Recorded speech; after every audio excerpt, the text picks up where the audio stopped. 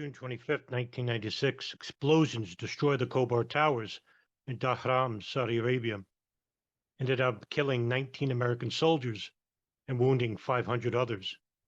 Saudi officials later interrogate the suspects and declare them all guilty and immediately execute them without letting the FBI talk to them. FBI Director Louis Freeh will later complain they did not receive any type of cooperation from Saudi officials.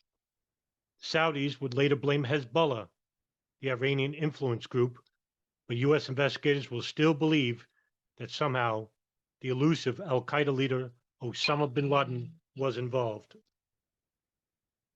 U.S. intelligence listens when al-Qaeda's number 2 leader, Dr. Ayman al-Zawahiri, called bin Laden 2 days after the bombing to congratulate him on the operation.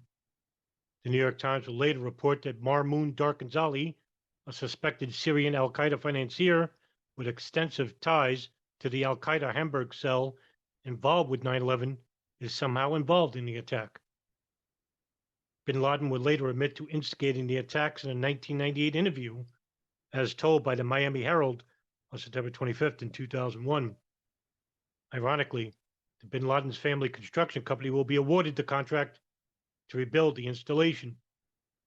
In 1997, Canada will catch one of the Khobar Towers attackers and extradite him to the United States.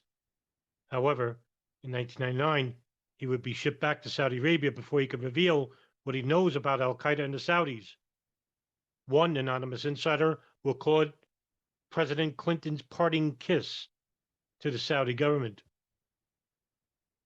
Investigating the blast were the CIA, the FBI, the Diplomatic Security Services, and the United States Air Force Office of Special Investigations, as they were sent to assess the risk to other security compounds in Saudi Arabia and to offer suggestions for the Khobar Towers complex.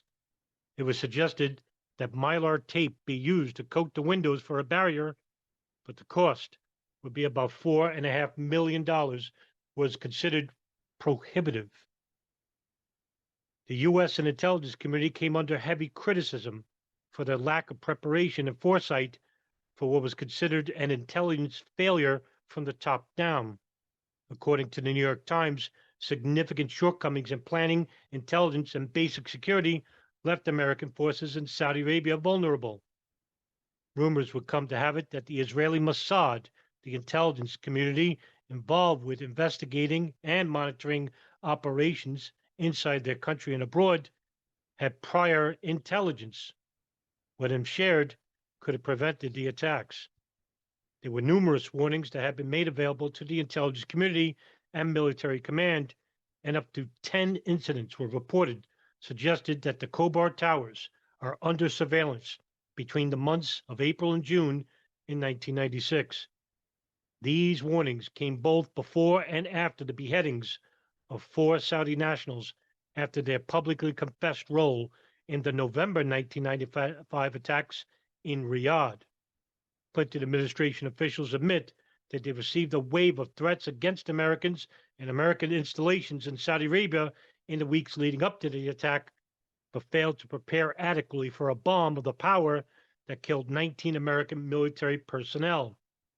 The bombing almost mimicked what was many led to believe a similar style attack, and that is inside the United States with the Oklahoma City Mirror Building bombing.